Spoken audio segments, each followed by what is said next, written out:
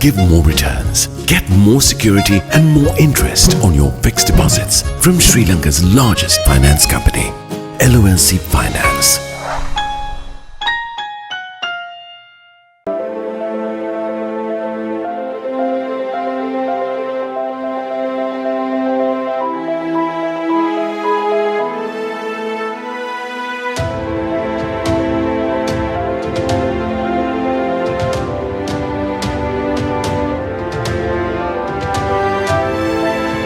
To curb corruption, one must be courageous to confront and rise up against the corrupt. Sleep well, be guided by ethics and standards for peace of mind. Refresh Sri Lanka for a civic-minded society. LMD, the voice of business.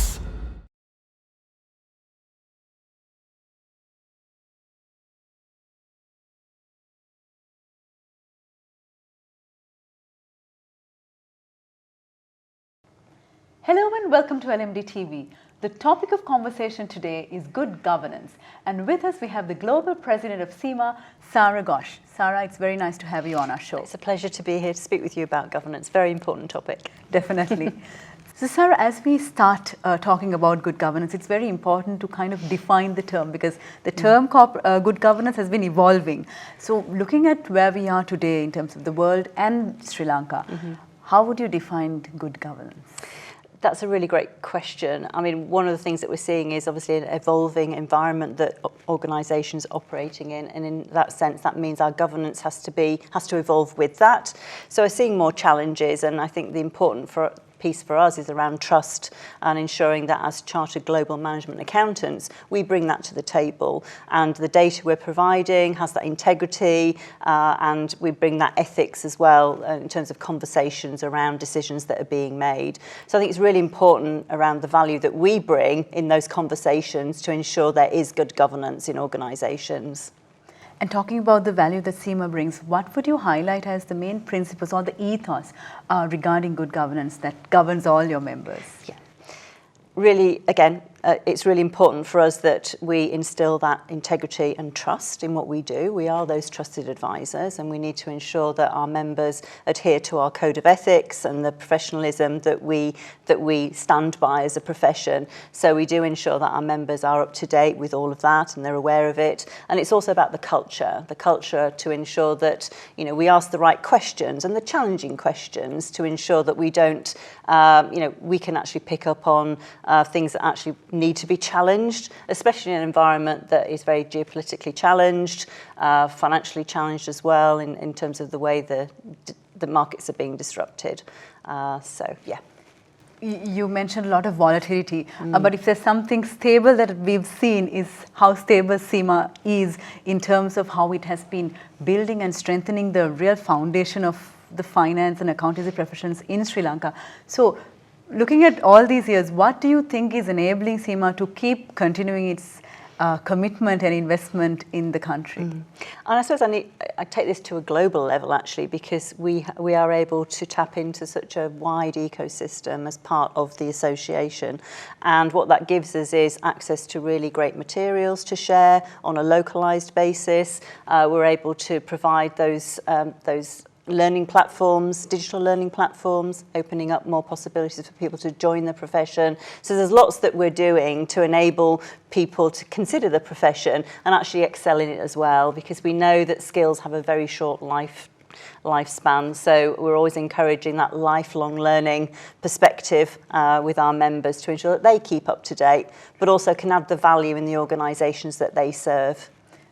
Excellent, very relevant area that you went into there, Sarah, because like you said, everything is changing. So when you look at the accountancy profession or finance, what trends are we seeing right now? Yeah, so trends really around how technology is changing the way that we work in finance, how demographics as well is impacting the pipeline of people coming into the profession, but also the regulatory landscape. So if I take each one of those in turn, so we are seeing technologies coming into organisations across different functions, not just finance, but we're actually seeing them come in and actually there's an opportunity for us there to actually look at how we provide information and can provide data and analytics that help more informed decisions to add value to organisations. So technology is a huge piece. We then look at demographics, so we're seeing the younger generations now starting to come into the workforce, and the opportunities again of that happening, but actually how do organisations need to adapt to that, because they've got different expectations. They're very much focused on the value proposition of organisations with sustainability, and then also regulation. So the regulatory landscape is becoming much more complex for us, and to be that trusted advisor we need to be sighted on all of that. So we're seeing regulations in terms of ESG, so environment, social governance, but also around data and the use of AI. So we have to be absolutely sighted on all of that, because if we need to bring that into organisations, we need to know about it and be able to advise.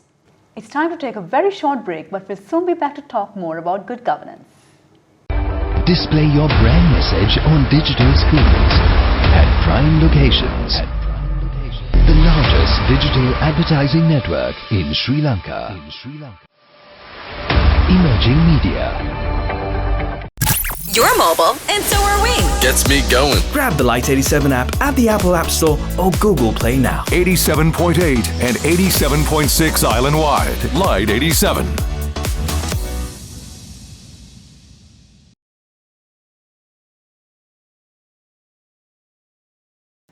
Welcome back to the show.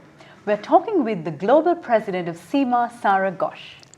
So when everything around us is changing, how can the professional or the accountant or the finance professional, how can they keep up with this? Because along with the opportunities, there must be inherent threats as well. How do you view that? Yeah, we offer a wide range of opportunities for our members to stay up to date, and our message to them is about lifelong learning. They really do need to keep on top of what's happening in terms of trends around technology, in the space of sustainability, and also around the inclusivity agenda as well. So with it being International Women's Day on the 8th of March, it's a really important piece for us to look at how we can elevate that across the profession, not just on the dimension of the gender balance, but across all dimensions. So as I say, we have a lot of CPD opportunities, we do research and thought leadership papers. So our Future of Finance 2 is coming out, so a great piece of research that we're sharing, and it's being launched actually this month. So lots of opportunities for our members to kind of look at how the profession is changing and actually what they need to know to be able to bring into their organisations. And how has the response been from the members, looking at it from a global standpoint? Really great, really great. I mean, I think we all acknowledge that there are pipeline challenges, and what we're doing is really being sighted on that and putting in place mechanisms for people to excel in their own careers, but also add the value for organisations as well. And that's a really important piece for us. We want people to continue to evolve in their own careers and have those opportunities that I've certainly had and others have had as well. And what would you say are the recommendations that you'd like to give to individual members who are looking at staying relevant and being a valuable addition to the organisation whilst developing themselves? One of the key messages that I always share is about being curious, asking questions, and I think that's a really important skill that we need to continue to develop. And it's about asking the difficult questions, and if we do that, then we will start to get sighted on things that we need to do more around, so the governance, or questioning, are we making the right decision for the environment? Are we leveraging technology in the right way? So I think for me, it's about the curiosity, asking the questions, but also about being sighted on, we mentioned lifelong learning, taking it upon yourself to reach out and reading about things that are going on across the profession as well. To always stay up to date. Yes, yeah. Sarah, we've had a good and very delightful conversation, and unfortunately we are nearing the end of it, but before we let you go, you spoke about aspects like ESG as well as inclusion. Can we dive a little bit more into how CIMA is looking at integrating ESG principles as well as diversity, inclusion into how its members operate on an organizational and perhaps an individual level as well? Yeah, I would say those are two of my key themes for this year as president of CIMA, so following on from Melanie Kanaka's year in office. And I think around the SG sustainability piece, we are elevating the conversations as members in organisations. We are offering CPD, so people have the language to be able to start those conversations as well. It's a really important topic, so when we talk to CXOs and CFOs, that's on the agenda, that's on board agendas, how are companies positioning themselves with purpose on what they're doing in terms of impact on the environment. So that's a really important aspect of what businesses now consider as being a priority from a strategic point of view. And that plays into the inclusivity agenda as well. So the social impact, how are we starting to really think about how we address all of the dimensions of diversity and what can we do as a profession to elevate that. So, for example, we have our Finance Leadership Programme, and that is a digital platform which gives opportunity for more people to consider the profession. And it's a different way of learning. It's more skills-based. So again, it's what can we do to ensure that more can consider the finance and accounting profession in those ways.